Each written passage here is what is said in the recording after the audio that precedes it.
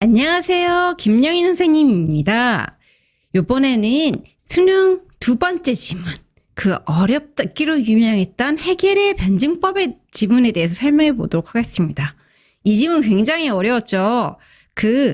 우리 수능에서 보면 그 철학 지문들이 굉장히 어려운 경우들이 있어요. 예전에 그 유명했던 수능에서도 한번 그 논리학 지문이 어려운 게 나왔었죠. 이것도 약간 일종의 논리학인데 논리학에다가 철학을 좀 섞고 우리가 예전에 봤던 그 과학 지문에서 나왔던 방식이 조금 결합된 지문이에요. 그래서 굉장히 어려웠을 거예요.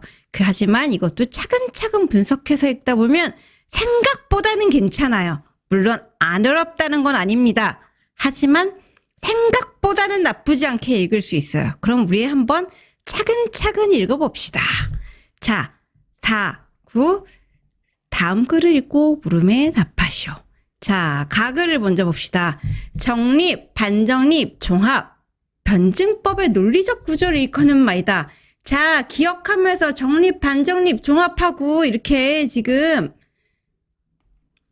이렇게 나왔어요. 그러면 이건 뭐다?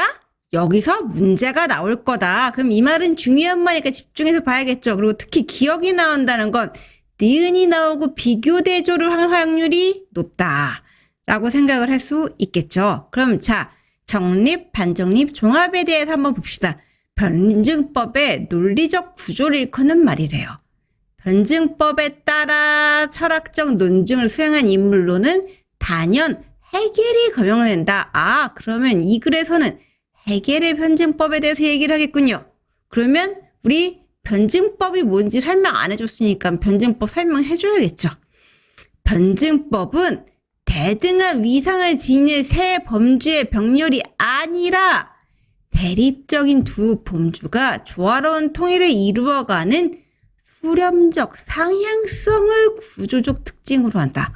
아, 이게 되게 중요한데 앞에서도 제가 아니라는 말이 되게 중요하다라고 했잖아요. 앞이 아니라 뒤가 중요하다. 아니라는 특히. 왜냐하면 이 기억 같은 경우 정립, 반정립, 종합 이렇게 세 개가 나란히 나오잖아요. 그럼 보통은 이게 나열 구조가 돼서 처음에 정립이 나오고 그 다음에 반정립이 나오고 마지막에 종합이 나온단 말이에요. 보통은. 근데 여기서는 이게 나열 구조가 아니라 정립이 있고 반정립이 있고 종합이 있다. 이렇게 삼각형 구도다 라는 얘기를 하는 거예요. 근데 사실 이거는 우리가 변증법이라는 거에서 기본적인 배경 지식이 좀 있으면 조금 더 유리합니다. 그래서 변증법이 이렇게 삼각형으로 구성된다 라는 거 정도는 근데 우리가 기억은 하고 있어야 돼요. 근데 이 정도는 우리 고등학교 교과과정에서도 나오기도 합니다. 그러니까 요거를 봐야 해요. 자, 특히 그리고 이 두 범주가 통일을 이루어간다. 그 말이 수렴적 상향성이다 라고 했어요. 요 말도 좀 관심을 가져줘야겠네요.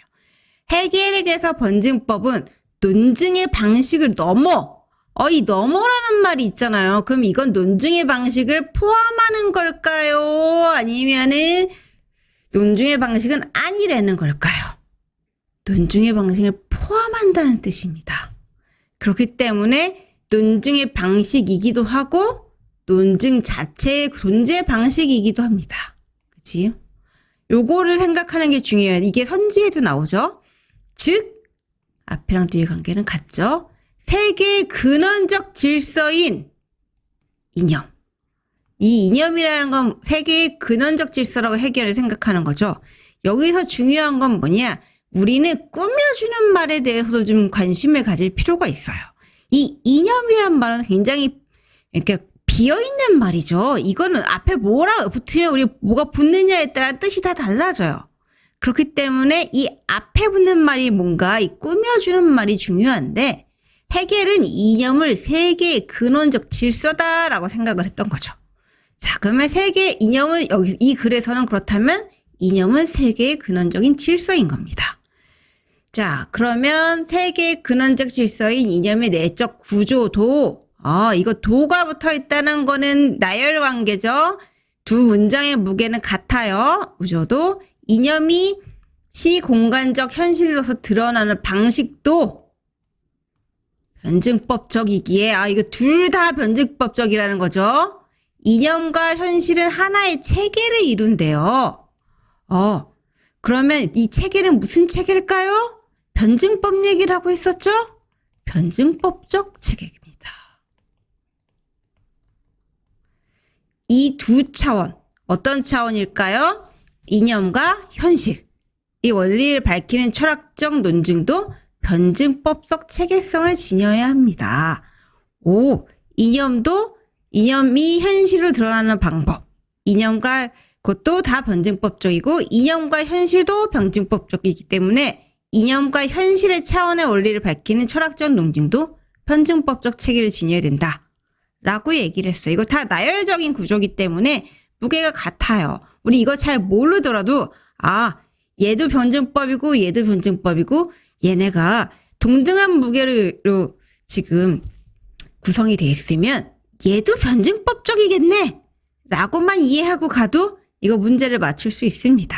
우리 그런 식으로 구조적으로 독해하는 방법을 연습해 봅시다. 해겔은 미학도 철저히 변증법적으로 구성된 체계 안에서 다루고자 한다라고 했어요. 자, 고자라고 하는 건 의도겠죠. 그러면 해겔의 의도는 미학조차도 구성된 체계 안에서 다루겠다라는 거예요. 그럼 이제는 이야기의 방향이 어디로 넘어갔어요? 미학이라는 걸로 넘어갔어요. 그러면 미학도 변증법으로 다뤄야 된다라는 얘기를 하는 거겠죠. 그래서 미학의 대상인 예술은 예술이 나온다고요? 종교, 철학과 마찬가지로 그러면 더하기겠죠. 절대 정신의 한 형태래요.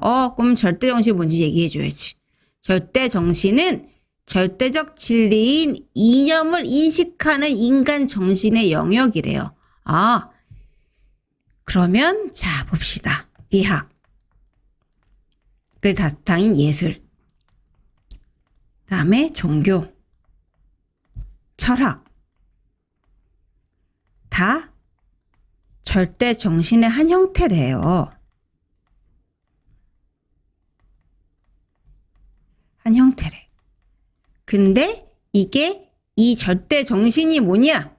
라고 했더니 절대 정신은 이념이라는 걸 알고 인식하는 인간 정신에서 한 영역 부분이라는 거겠죠? 그런 거래. 그러면 예술, 종교, 철학은 절대적 진리는 동일한 내용. 절대적 진리는 같아. 다만, 그럼 다른 점이겠지. 인식 형식의 차이. 그러면 얘네 차이는, 공통점은 절대적 진리. 차이점은 인식 형식. 이렇게 볼 수 있겠죠. 이게 우리가 뭐가 3개가 나온다, 2개가 나온다 그러면 공통점이랑 차이점이 나올 수밖에 없어요. 그렇기 때문에 이렇게 구분해서 정리해 놓는 습관이 진짜 필요합니다. 절대정신의 3 형태에 각각 대응하는 형식은 직관, 표상, 사유이다 라고 하는데 우리 이렇게 나오면 보통 일반적으로 어떻게 되냐? 직관은 예술에 대응하고 표상은 보통은 종교에 대응을 하죠. 그리고 아마 사유는 아마도 철학에 대응이 될 거예요. 뒤에 보통 이렇게 나오는데 뒤에 이렇게 나오는지 안 나오는지 한번 봅시다. 그리고 이게 뭔지도 설명을 해줘야 되죠. 이렇게 3개가 나오면 보통 순서는 직관 먼저 나오고 그 다음에 표상이 나오고 그 다음에 사유가 나옵니다. 각장 내용을 정리를 해야 돼요. 직관 그리고 요거 이렇게 3개가 나온다면 이렇게 3개의 각각 내용을 구분하는 문제가 나올 확률이 굉장히 높습니다. 실제로 뒤에 그 문제가 나왔죠. 그러니까 이렇게 나오면 각각 공통점, 차이점, 개념 이런 것들을 정리해 놓읍시다. 라든지 보통 일반적으로 그런 게 나오거든요. 직관은 뭡니까? 주어진 물질적 대상을 감각적으로 지각하는 지성이래요. 감각적으로 감각적으로 지각한대. 표상은 물질적 대상의 유무와 무관하게 내면에서 심상을 떠올리는 지성. 그렇다면 표상은 대상이 없어도 떠올릴 수 있다는 거죠. 관계없이 내면에서 심상을 떠올린다. 아마 상상 같은 거, 우리가 뭐 이미지, 머릿속에서 떠올리는 거, 뭐 이런 것들을 얘기하는 것 같습니다. 사유는 대상을 개념을 통해 파악하는 순수한 논리적인 지성이다.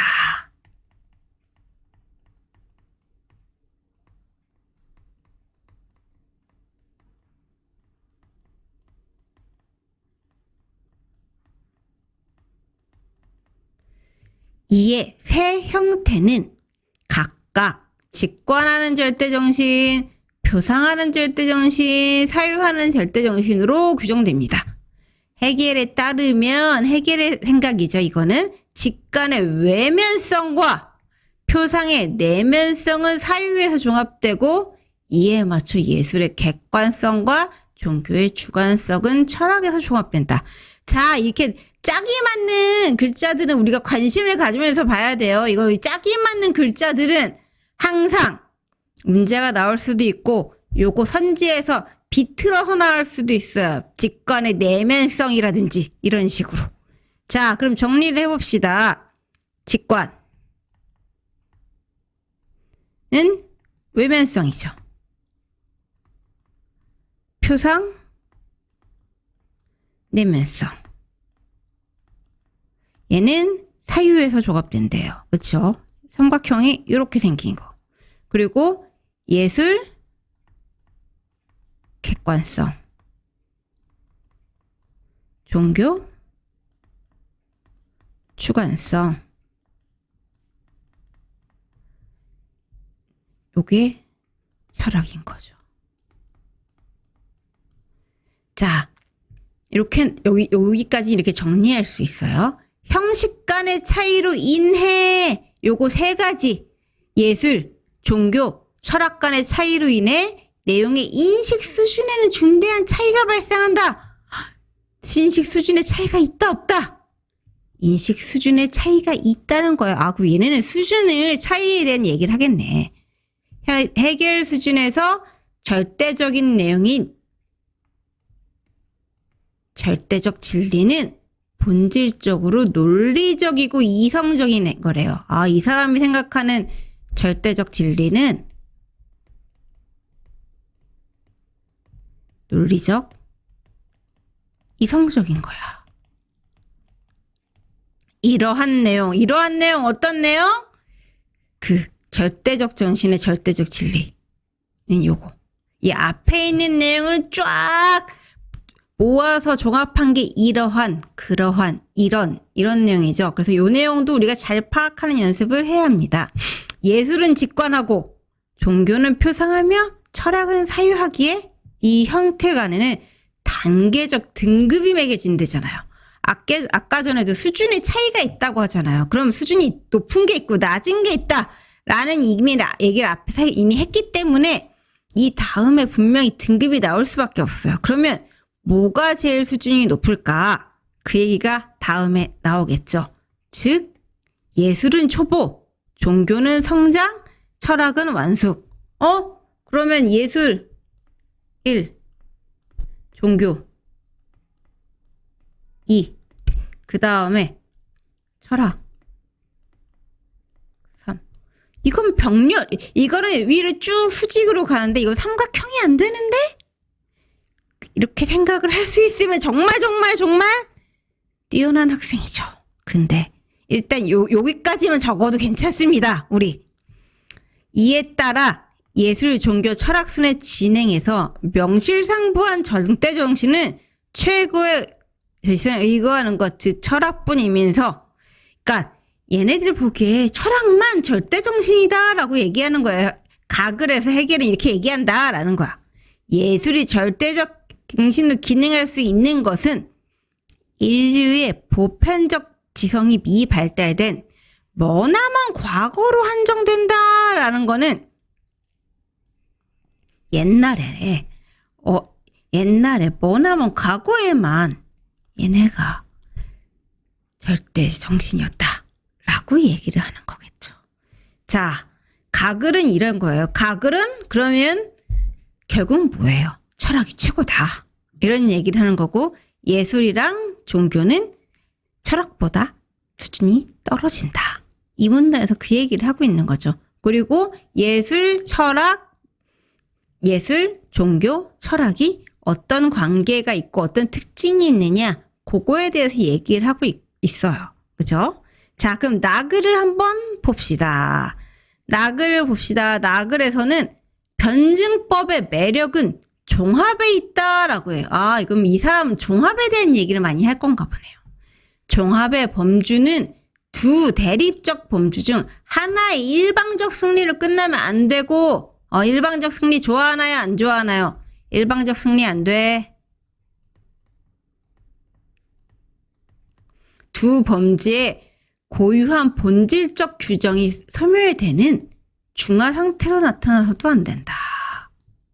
중화 상태도 안 돼. 그럼 뭐가 될까 도대체? 종합은 양자의 본질적 규정이 유기적 조화를 이루어 질적으로 고양된 최상의 범주가 생성됨으로써, 그럼 이쪽이 수단, 목적은 종합. 그러면은 얘네 종합의 조건은 뭐다? 유기적 조화. 그래서 고양. 그래서 최상의 범주. 요게 조화라는 거겠죠. 이걸 얘기하고 싶은 거예요. 자, 그럼 그 다음 문단으로 갑시다. 헤겔이 강조한 변증법의 탁월성도 바로 그것이다.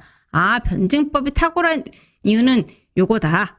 이거 최상의 범주를 나타내는 거기 때문에. 그러기에 변증법의 원칙에 최적화된 엄밀하고도 정합적인 학문 체계를 조탁하는 것이 바로 그의 철학적 기획이 아니었던가.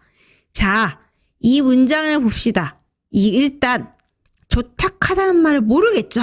그럴 때 대충 문맥을 봅시다. 얘가 엄밀하고 정합적인 학문 체계를 뭐 하고 싶을 것 같아? 뭐 만든다거나 다듬는다거나 하여튼 뭐 세운다거나 대충 이런 뜻이 아닐까? 라고 추측하고 일단 읽읍시다. 근데 사실 사전을 찾아봐도 얘 조탁하다는 뜻이 글이나 시를 다듬는다 이런 뜻이에요. 우리가 추측하는 거랑 크게 다르지 않죠. 이런 식으로 문맥을 통해 추측하는 것도 독해를 하는 하나의 방법입니다. 이것도 독해력을 높이는 거예요.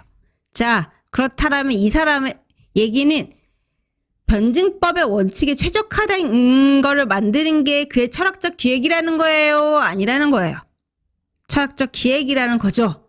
그러면 변증법의 원칙을 지켜라 헤겔, 그런 얘기를 하는 거겠죠. 그러면 안 지켰다라는 얘기를 반대로 얘기를 하고 싶었던 거예요. 그런데 그가 내놓은 성과물들은 과연 그 기획을 어떤 흠결도 없이 완수된 것을 평가할 수 있을까? 이렇게 물어본다는 건 평가 안 된다는 거죠. 미학에 관한 한 그렇다는 답변은 쉽지 않을 것이다. 그럼 무슨 소리야? 아니라는 거잖아요. 그러니까 미학에 관한 한 너 변증법 못 지켰어. 이런 얘기를 해서 지금 헤겔을 비판하는 내용이 나올 것 같아요. 그죠? 자, 지성의 형식을 직관, 표상, 사유순으로 구성하고 이에 맞춰 절대정신을 예술, 종교, 철학순으로 편성한 전략은 외관상으로는 변증법 모델에 따른 전형적 구성으로 보인다. 그러면 겉으로는 보인다는 거예요? 안 보인다는 거예요? 겉으로는 근데 겉으로 보인다는 건 실질적으로 아닐 확률이 높죠. 그럼 예상을 하고 봅시다. 그러나 실질적 내용으로 보면 직관으로부터 사유에 이르는 과정에서는 외면성이 점차 지워지고 내면성이 점증적으로 강화 완성되고 있대. 그럼 내 생각하면 실질적으로는 외면성 그리고 내면성이 강조됐대. 이게 사실은 과학 지문이나 기술 지문, 경제 지문에서 많이 나오던 거거든요. 이 화살표가 나오면 화살표의 방향에 따라서 생각의 흐름을 따라가야 되는데 이런 부분이 나오면 무조건 한 95% 정도는 이 부분이 문제가 나오는 것 같아요. 실제로 뒤에 나오는 것도 요거를 활용해서 문제가 나왔어요. 그래서 요거를 우리가 체크를 할 수 있었으면 조금 더 문제를 쉽게 풀 수 있었다라고 생각하죠. 그렇죠. 외면성이 지워지고 내면성이 강화되고 있다. 그래서 예술로부터 철학에 이르는 과정에서는 객관성이 지워지고 주관성이 강화된다. 객관성이 지워지고 주관성이 강화된다. 있으면 확연히 드러날 뿐 진정한 변증법적 종합은 이루어지지 않는다. 이 사람은 해겔을 너 반증법 완성했다 못했다? 못했다. 직관의 외면성 및 예술의 객관성의 본질은 무엇보다도 감각적 지각성인데 이러한 핵심 요소가 그가 말하는 종합의 단계에서는 완전히 소거되고 만다 없어졌다 라는 거겠죠. 감각적 지각을 해겔은 마지막 단계에서 잘 안 나오죠. 그러니까 그거에 대한 이게 비판이에요. 그러니까 감각적 지각성 없다. 해겔로 잘못했어. 이게 이 사람의 비판이겠죠. 변증법에 충실하려면 해겔은 철학에서 성취된 완전한 주관성이 재객관화되는 단계에 절대 정신을 추가했어야 할 것이다. 그러니까 주관성이 다시 재객관해서 다시 예술 쪽으로 가서 다시 객관적인 게 나와야 된다라는 얘기를 하는 거겠죠. 예술은 철학 이후의 자리를 차지할 수 있는 유력한 후보이다. 철학 이후에 대한 얘기를 하고 있네. 그럼 이 사람은 예술을 좀 더 가치 있게 보는 것 같아요? 가치 없게 보는 것 같아요? 철학 이후에 자리를 차지할 수 있다라는 거는 예술을 좀 더 가치 있게 보는 거죠. 실제로 많은 예술 작품은 사유를 매개로 해서만 설명되지 않는가? 이 않는가라는 건 설명이 된다는 거예요. 안 된다는 거예요. 설명이 된다는 거죠. 그러니까 예술 작품도 사유가 필요하다라는 거예요. 근데 해겔은 뭐라 그랬어? 예술 작품은 직관만 있다고 그랬잖아요. 근데 직관만 있는 거 아니야. 직관도 있지만 사유도 필요해. 이게 이 사람의 주장이에요. 게다가 이는 누구보다도 풍부한 예술 체험을 한 해겔 스스로가 잘 알고 있지 않은가? 야, 이 사람 아는 거 너무 많이 쓰네. 이게 사실은 교수들이 이런 걸 되게 많이 써요. 그래서 약간 옛날에는 평가원 글이 되게 깔끔하고 되게 좋은 글이었는데 요즘으로 갈수록 점점 교수들이 많이 쓰는 글의 형태로 가고 있어요. 그래서 읽기가 더 어려워요. 그런데 어떻게 보면 좀 더 현실적인 글이라고 볼 수도 있죠. 근데 이건 좀 많이 어렵긴 했어요. 욕먹을 만 좀 해. 그래서 이 때문에 방법과 철학적 세계관의 이러한 불일치. 이러한 불일치는 어떤 불일치? 사실 이 사람은 정립, 반정립, 종합해가지고 조화를 이루어야 된다고 말을 하면서도 자기는 철학적인 체계에서 예술의 객관성을 조화시키지 못했다. 그런 얘기를 하는 거겠죠. 더욱 아쉬움을 준다라고 했어요. 가와 나에 대한 설명을 가장 적절한 것은 하고 봅시다. 가와 나는 모두 특정한 철학적 방법에 기반한 체계를 바탕으로 예술의 상대적 위상을 제시하고 있다. 자, 둘 다 해겔의 변증법 얘기하죠. 특정한 철학적 방법 맞죠? 그렇기 때문에 그리고 예술의 상대적 위상 이쪽에서 가에서는 예술이 수준이 낮다. 나에서는 예술이 철학 다음이다. 철학 다음 이후 자리. 그러니까 위상이 좀 높게 보죠. 상대적 위상을 제시하고 있죠. 자, 2번을 봅시다. 가와 나는 모두 특정한 철학적 방법에 대한 상반된 평가를 바탕으로 여기까지는 맞았어. 더 설득력 있는 미학 이론을 모색하고 있다. 미학 이론 모색한 거 없죠. 그래서 2번이 이 뒷부분 문장이 틀렸어요. 자, 3. 가와 달리 나는 자, 그러면 가에서는 그 얘기가 나오면 안 되고 나에서만 나와야 돼요. 특정한 철학적 방법에 시대적 한계를 지적하고 그런 얘기 없죠. 자, 가와 달리 나는 특정한 철학적 방법에서 파생된 미학 이론을 바탕으로 이런 거 없는데? 여기까지 나왔죠. 예술 장르를 범주적으로 유형화하고 있다. 이런 얘기 없죠. 범주적이라는 걸 이렇게 구분을 갈라서 유형화해서 나온다는데 그런 얘기 나온 적도 없죠. 나와 달리 가는 특정한 철학적 방법의 통시적인 변화 과정. 이 통시적인 변화 과정이라는 게 시간의 흐름이라든지 아니면 신라 시대에는 고려 시대에는 조선 시대에는 이런 게 나와야 되는데 그런 것도 없고 단계적으로 설명한 거 없죠. 그렇기 때문에 4번은 1번이에요. 많이 어렵지 않았을 거예요. 자, 이 5번이 조금 골 때린데 5번은 뭘까요? 가에서 알 수 있는 해결의 생각으로 적절하지 않은 것은 하고 볼까요?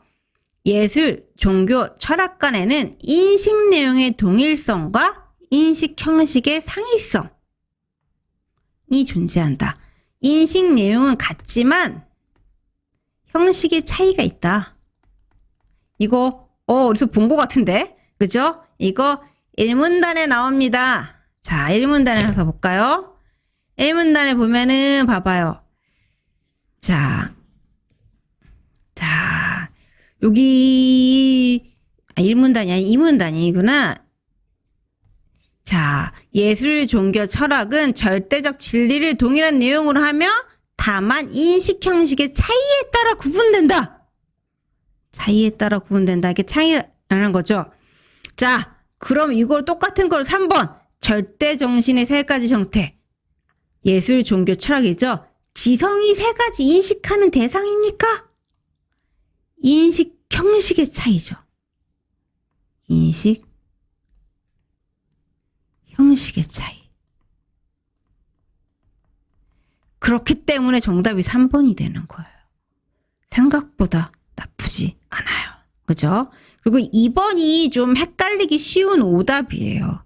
근데 우리가 앞에서 얘기할 때 그 세 가지 문장이 다 같은 무게를 갖고 있고 그 같은 얘기를 하고 있었기 때문에 2번 그 1문단에서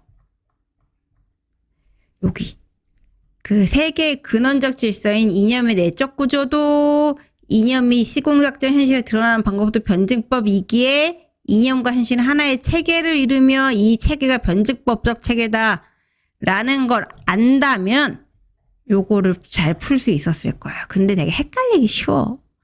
자, 변증법은 철학적 논증의 방법이자 논증 대상의 존재 방식이다. 4번도 좀 헷갈리기 쉬운 면이 있었죠.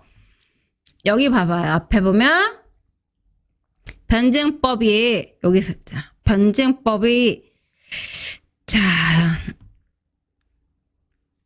자 변증법은 논증 방식을 넘어 여기 있었죠. 그러니까 논증 방식을 포함한다라는 말을 했죠. 논증 방식이기도 하고 논증 대상 자체의 존재 방식이기도 하다라고 했어요. 자, 그렇다고 한다면 4번도 맞겠죠. 맞는 얘기니까 아니야. 자, 절대 정신의 내용은 본질적으로 논리적이고 이성적인 것이다. 그 얘기가 여기 나오죠. 절대적 진리는 본질적으로 논리적이고 이상적인 것이다. 그리고 절대 정신의 내용인 절대적 진리니까. 그쵸? 가에 따라 직관, 표상, 사유의 개념을 적용한 곳으로 적절하지 않은 것은 하고 나왔죠. 자, 직관, 표상, 사유를 구분하고 비교 대조하는 문제 나온 거라고 했죠. 적용하는 문제. 자, 그럼 직관의 특징은 뭐였죠? 직관의 특징은 감각이었어요. 표상의 특징은 그 안 보이는 것을 생각하고 마음속에 떠올리는 거죠. 간단하게 상상이라고 할게요. 사유는 생각하는 거죠. 자, 그러면 한번 생각을 해봅시다. 자, 1번. 먼 타양에서 밤하늘의 별을 바라보는 것은, 자, 이거 시각을 사용하는 거죠. 직관을 통해. 이 문장은 맞죠? 같은 곳에서 고향의 하늘을 상기하는 것, 떠올리는 것은 표상을 통해 이루어지겠고, 이건 맞는 얘기이기 때문에 이건 답이 안 됩니다. 자, 타임머신을 타고 미래로 가는 자신의 모습을 상상하는 것과 그 후 판타지 영화의 장면을 떠올려보는 것은 모습 표상을 통해 이루어지겠군. 둘 다 맞는 얘기죠. 그러니까 얘도 정답이 아닙니다. 초현실 세계가 묘사된 그림을 보는 것은, 이거 주의해야 되는데, 보는 거예요. 보는 거는 직관이죠. 그 작품을 상상력 개념에 의거한 이론에 따라 분석하는 거. 분석하는 건 생각이죠. 사유를 통해 이루어지겠군. 자, 얘도 맞는 얘기예요. 자, 예술의 새로운 개념을 설정하는 건 사유를 통해. 이것도 맞네요. 이를 바탕으로 새로운 감각을 일깨우는 작품의 창작 기획도 생각하는 거죠. 직관을 통해 이루어지겠군. 직관은 감각인데 기획하는 것도 사유죠. 그렇기 때문에 정답은 4번입니다. 자, 6번도 꽤 까다로웠지만 직관, 표상, 사유를 잘 정리할 수 있었으면 생각보다 쉽게 풀 수 있었어요. 자, 5번. 도덕적 배려의 대상을 생물학적 상위성, 생물학적으로 다른 거에 따라 규정하는 것과 이에 맞서 감수성 소유 여부를 새로운 기준 제시하는 것은 모두 사유를 통해 이루어지겠군. 둘 다 생각을 해야 되는 거죠? 이것도 맞는 얘기니까 얘도 정답이 아니에요. 자, 그럼 7번을 봅시다. 나의 글쓴이의 관점에서 기읍과 니은에 대한 해결의 이론을 분석한 것으로 적절하지 않은 것은 하죠. 기억과 니은이 했을 때 기억이 뭔지를 봐야 돼요. 기억은 뭐였냐 하면은 정립, 반정립, 종합이었어요. 니은은 예술, 그리고 종교, 철학. 니은의 입장에서 요거 두 개를 비교해 보는 것입니다. 자, 기억과 모두 첫 번째와 두 번째의 범주는 서로 대립한다. 서로 대립하죠. 우리 변증법 하나, 둘 서로 대립하다가 하나로 합쳐진다. 요거 알고 있었죠. 그러니까 1번은 맞아요. 기억과 모두에서 두 번째와 세 번째 범주 사이 간에는 수준상의 차이가 존재한다. 존재하죠. 기억과 달리 니은에서는 범주 간의 이항에서 첫 번째 범주의 특성이 갈수록 강해진다. 요거 말고 여기에서 예술에서 철학으로 갈수록 예술의 특징인 직관, 객관, 외면적인 성격이 어떻게 되던가요? 점점 줄어들었어요. 그런데 여기서는 점점 강해진다고 하네요. 그럼 정답은 3번이겠죠. 자, 니은과 달리 기억에서는 세 번째 범주에서 첫 번째 범주와 두 번째 범주의 조화로운 통일이 이루어진다. 니은의 나의 글쓴이의 관점은 해겔의 관점을 비판했어요. 그래서 예술은 종교, 철학으로 갈수록 이게 되는 게 아니라 예술을 얘네가 해겔이 무시하고 있다라고 비판을 했었죠. 하지만 해겔의 철학에서는 정립, 반정립을 가서 조화를 이룬다. 조화로운 통일을 한다라고 했죠. 그렇기 때문에 4번도 맞아요. 니은과 달리 기억에서는 범주간 이행에서 수렴적 상향성이 드러난다.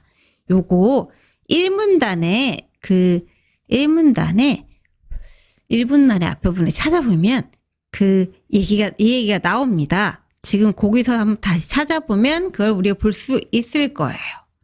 자, 그러면은 다 8번으로 갑시다. 이 8번이 되게 어렵다고 유명한 문제였는데 우리도 이거 앞에서 봤었던 거 그거를 잘 생각을 해보면 이해를 좀 할 수 있을 거예요. 보기는 해겔과 나의 글쓴이가 나누는 가상의 대화의 일부이다.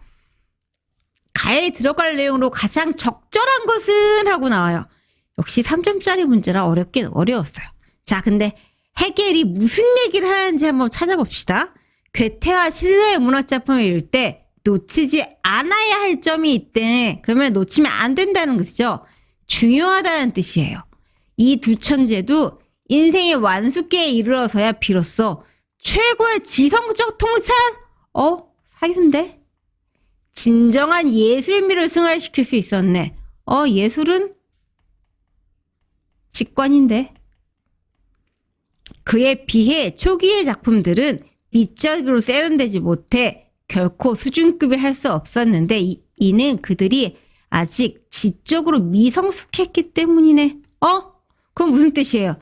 지적으로 성숙하지 못하면 예술도 수준이 떨어진다.